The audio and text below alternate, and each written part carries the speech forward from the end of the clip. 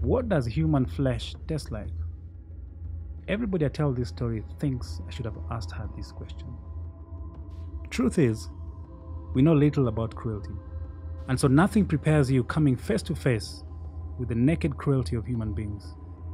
To see this side of human beings, I had to get into one of those small dreadful planes that make my stomach churn. You know, the type that when you look outside, you see the wheel hanging over a moving landscape. It was on my trip with the UN Refugee Agency to Kakuma refugee camp, located in the northwest of Kenya.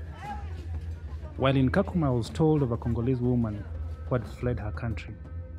I thought, Congolese? Kakuma? How? So we sat on plastic chairs, and I was ready to hear her tale on how she came from Congo and ended up in Kakuma refugee camp. The story starts in a small village in North Kivu province of the Democratic Republic of Congo. This is where she wore a rented white wedding dress and said, "I do," to her husband. This is also where one evening, when her and her husband were hosting members of the church, a group of Mai Mai militia men stormed into their little house and accused them of hosting Banyamulenges, a minority ethnic Tutsis who the locals believed to be witches. This is also where the Mai Mai dragged one of the pastors out of the house that evening and shot one of them in the head as her children screamed and the husband begged them to stop.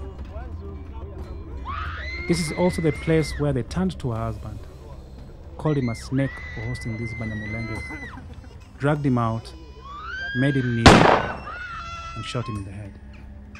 The gunshots echoed in their small boma at the foot of a lush green hill. The sun was just setting in the hills beyond, and unbeknownst to her, it had also started setting on her life. They bound the hands of her two daughters, aged 7 and 5, together with her 2 children and 2 pastors, and carrying a 1-year-old on her back. They set off in a long file behind the men into the expectant darkness of the looming forest. We were forced to work for a week.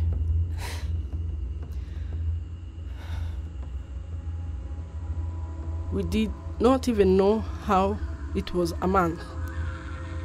The walk was so long and deep into the forest that at some point we could not see the sky anymore. Just darkness. The evil men abused us, called us snakes, beat us. I was raped. The pastor was raped. Our feet peeled and bled from walking.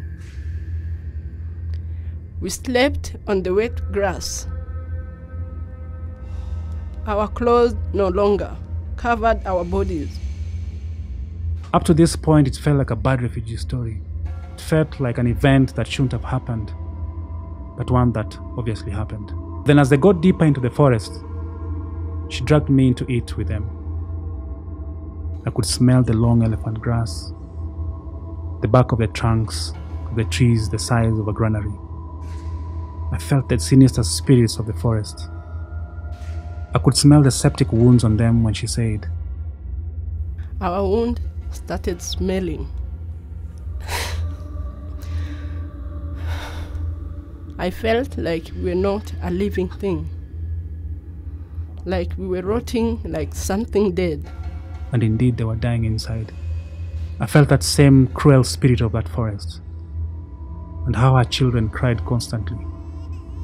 As they went deeper into the forest, I felt the silence of the birds, and the silence of humanity, and the desperation of it all. She narrated this sitting there in the kitenge, hands on her lap, her eyes averted from mine, in case I see the parts of the story that she wanted to keep to herself.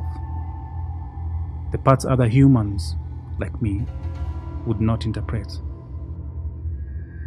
The militia finally brought them to their camp. The Mai Mai were led by a personification of evil called Mokolo, who made her his wife promptly. He threatened her with death, then threatened to eat her children.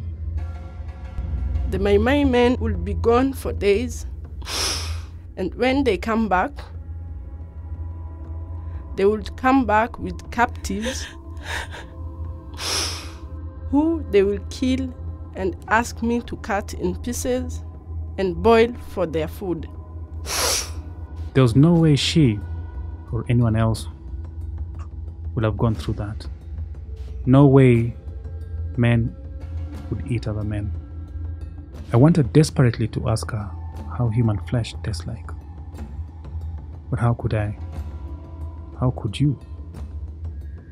How could I narrow down her suffering, her horror, to this mundane curiosity? She then tells me of weeks leading to Christmas with the militiamen.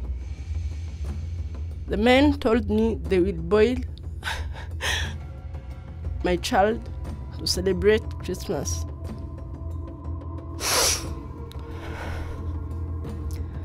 Then they made me light a big fire and put a big pot on top of it. I begged and cried, but they laughed like Satan. They made me place my baby into the boiling pot, and they all stood aside. As the water boiled on my baby, it was very painful, while she screamed her lungs out. There's nothing I've heard in my life that can match hearing this woman talk about watching and hearing her baby boil in that pot. I'm a father, but you don't have to be a parent to feel your skin crawl, to feel your revulsion at this. You only have to have a heartbeat, because you feel your hands turn cold at hearing this part of the tale. Thankfully, Mokolo asked his men to remove the baby, but not after she was burnt and her skin was peeling off. Of course, these memories made her break down. She cried silently, head bowed. I sat there balancing tears, and I waited for this moment to pass, but knowing it might never pass. I stared at a spot, because when you stare at a spot for long without blinking, your tears will not fall.